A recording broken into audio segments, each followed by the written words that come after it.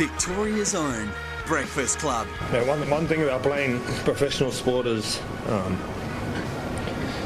you play for your mates and you don't let each other down.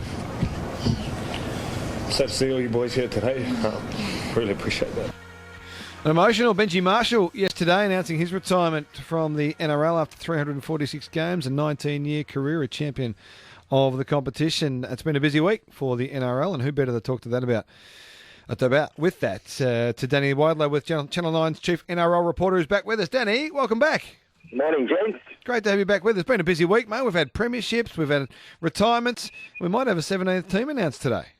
Yeah, there's a lot going on. Look, I don't know if it'll necessarily be announced today, but the clubs are going to be talked to about it and explain the finances behind it. And it is going to happen. I'm still not convinced everything is being done right in this process. I worry about the playing strength of the NRL to be able to handle another team.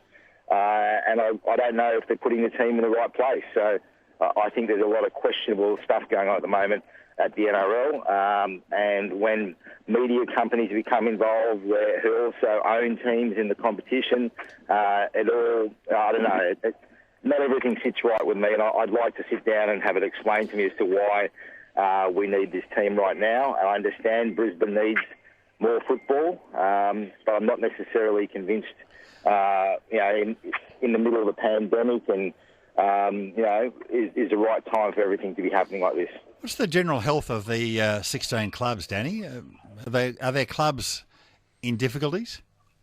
Look, they're all getting media money, so they're all okay. I don't. If they had to stand on their own 2 feet, there'd be drama. But a number of the clubs are getting their membership right up. They've got good sponsorship and all of that. But let's be real about it. The media money's propping it up. So, Danny, there's looks like there's 3 options. Is there one that's sort of leading the others at this point, from what you read? It'd be a huge shock if the Redcliffe Dolphins weren't the ones. The Redcliffe, if they weren't the ones that are going to be in, that's the one the Broncos want. And the Broncos, who are they owned by? News Corp. Who's putting money up? News Corp. It just. No one's really calling it as it is, and that's how it is. So that's right. They've got their own 10,000-seat stadium, 35 k's north of Brisbane, the Redcliffe Dolphins. They are seemingly the heir apparents for that 17th licence. The meeting today is with the NRL and the club chiefs. Is that right? Yeah, it's going to be a Zoom sort of hookup. Yep. Okay. So they'll find out a bit more today, and then at some stage we will be told. The clubs just want to know that it's not going to somehow impact them. In all sport and in all life, it's always about self-interest and how these things affect you. And if the clubs can be convinced that none of this is going to be impact them in any way, apart from maybe in the player ranks, I don't think they can argue too much against it. Yep. Well, we'll find out more about it. Maybe the Redcliffe Dolphins into the NRL sooner rather than later. What about Benji Marshall? We've heard from him before with his announcement yesterday that he's going to be retiring after 19 years. He's been a superstar of the competition. There's been some challenges through the journey as well. How does he rate all time, Benj? Look, he's someone, I would always turn the TV on to watch or want to watch it a game. I've covered his entire career. He has been a magnificent entertainer. He's the player who kids wanted to be in the park. Just a wonderful person to watch play football. The flick pass, the weird and wacky step that he developed that all the kids tried to copy. And I interview a lot of footballers, and I have over the years, and you'd be stunned how many of them say that their hero was Benji Marshall, particularly the backs. A lot of the young forwards coming through, they say their hero is Sonny Bill Williams. Yep. When it comes to backline players, it's Benji. They just absolutely love him. Love the way he played the game. He was not a conventional player. He came from largely a touch footy background. He was a superstar at touch footy.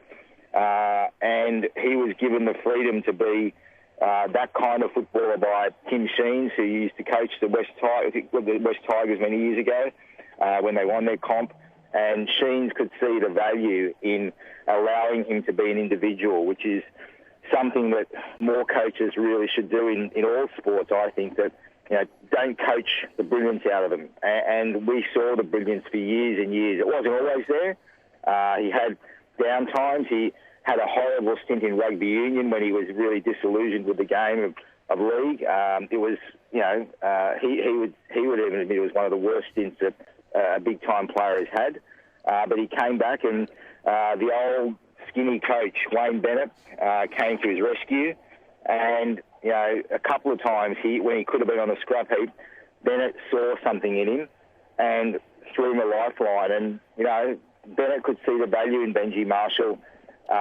Even he would say, when he said at the media conference yesterday, when he was over football, he'd still want to watch Benji Marshall. Were you a bit surprised how long you left him on the bench last Sunday? Oh, not really. The game, it wasn't necessarily the right time for Benji, a lot of it. And, I don't think Benji was never going to be a huge factor on the field for South. He was a bigger factor in the build-up, the way he could, keep the young guys focused, keep the young guys calm. Yes, he was going to have an impact, but he was more there as a backup for, if people got tired or injured. And the way that it turned out for South with Jai Arrow getting injured, it probably didn't suit Benji Marshall necessarily.